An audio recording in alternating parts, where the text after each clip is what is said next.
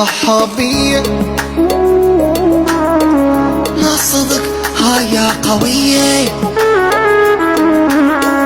جبت عمري اضحي لا خنبية، حافني وجازة دلالي بالأذية.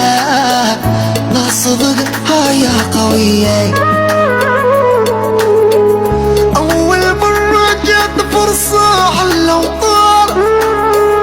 طار الفار عافي الشام، راح ويا الهوى العاني لأن مني طلع مخنوق.